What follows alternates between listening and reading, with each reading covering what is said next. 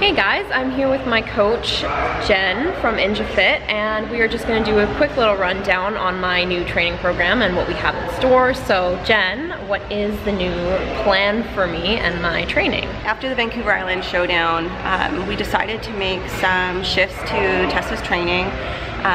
She'd always trained predominantly for figure, so always trying to put size on her small frame.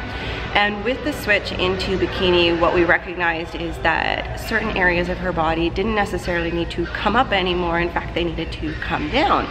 So the goal of her training right now is to create more flow through her physique, maintain her shoulder size without adding more shoulder size. She puts on shoulders real fast. It's to improve the roundness in her glutes, tighten up the back end. So people are always talking about the glute hamstring tie-in, but really what glute hamstring tie-in is development.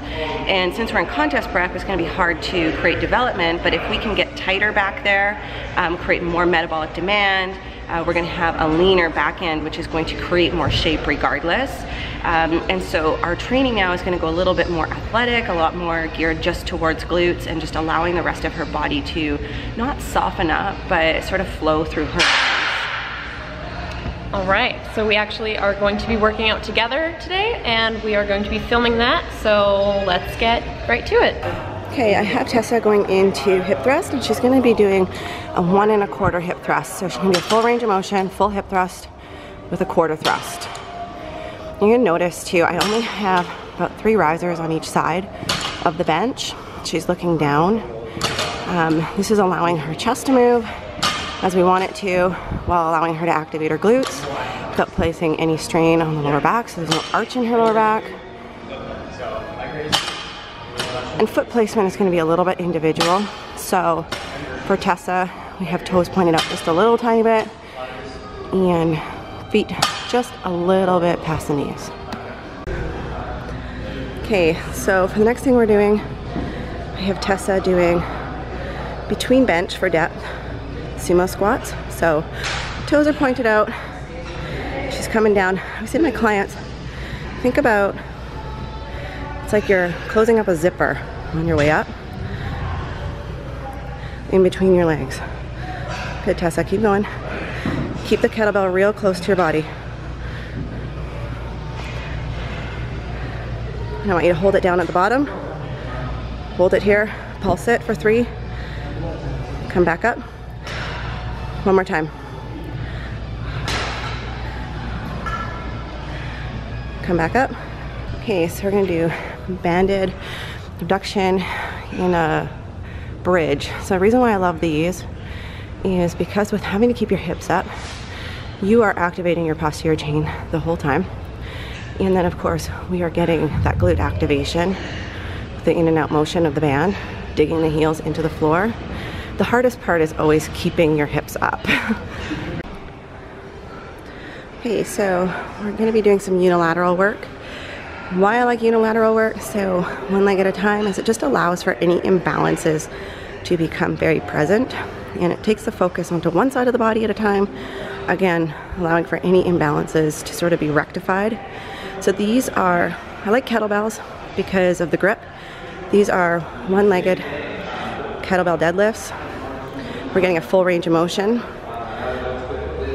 keeping that neutral spine. And again, placing emphasis one side of the body at a time.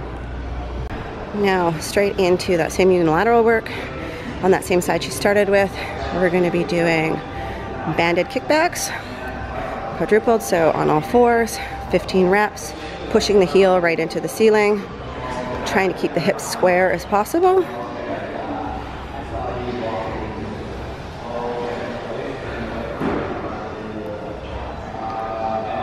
Good, Tessa. Keep squeezing.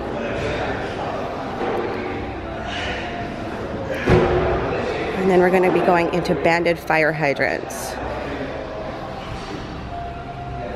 Rounding out the peach. So foot is neutral, spine is neutral. Again, trying to keep the hips as square as possible. So when we're talking about glute hamstring tie-in, again, we're talking about development as well as conditioning. So there's no actual tie-in. There is hamstrings and there's glutes. And when you get body fat levels low enough, you can see the divination between the two.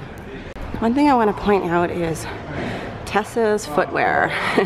So she is wearing a flat Van, or you could wear flat Converse Chucks, but when training glutes, any kind of sneaker that has cushion in the back, soft cushion, it's going to make it a lot harder for you to drive through your heels.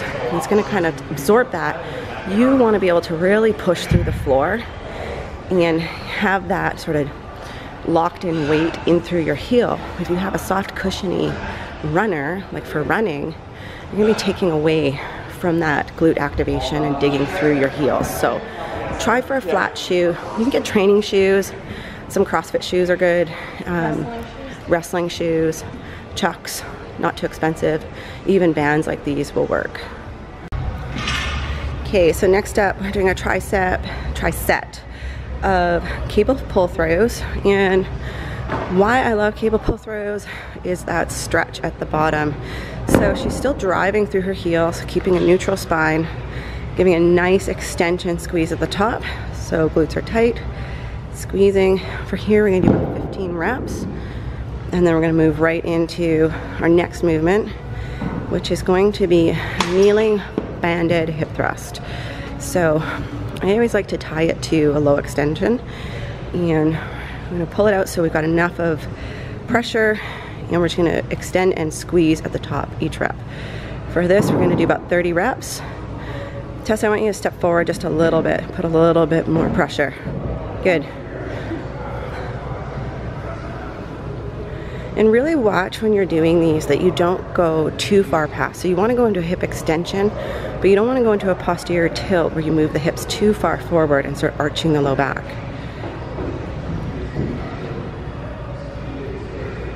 I think she's praying right now. Yeah. And then we're gonna move right over to banded lateral steps. So we're gonna move pretty quick with these. I'm gonna have her put the band around her knees. She's gonna do 10 fast-paced each direction. And off she goes, a slight bend in the knees. Still keeping chin neutral, chest up. Nice, Tessa, move it faster, faster. Looks good. Woo. Okay, so we are on the, what I call the Peekaboo, or the most awkward piece of equipment in the gym as it faces the gym. And what I have doing here, she's gonna squeeze out, push out, and then hold a 2-second count.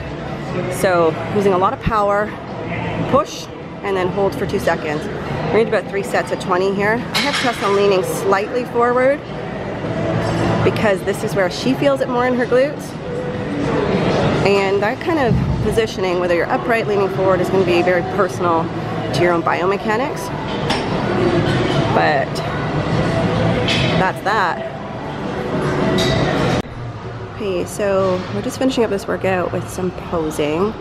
And in the beginning, I talked about how Tessa is working on her conditioning for the next show, for that glute hamstring tie-in.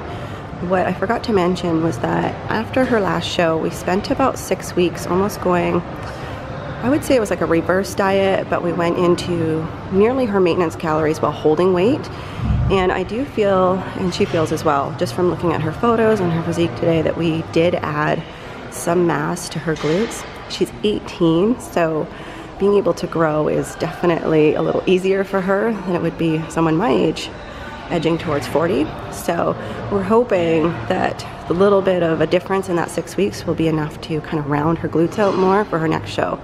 And she's been working with a posing coach, Samaya Dalat, and I can't say enough, it just looks awesome. Really excited to watch Tessa step on stage. For 18, I think she's got a pretty big future in the sport.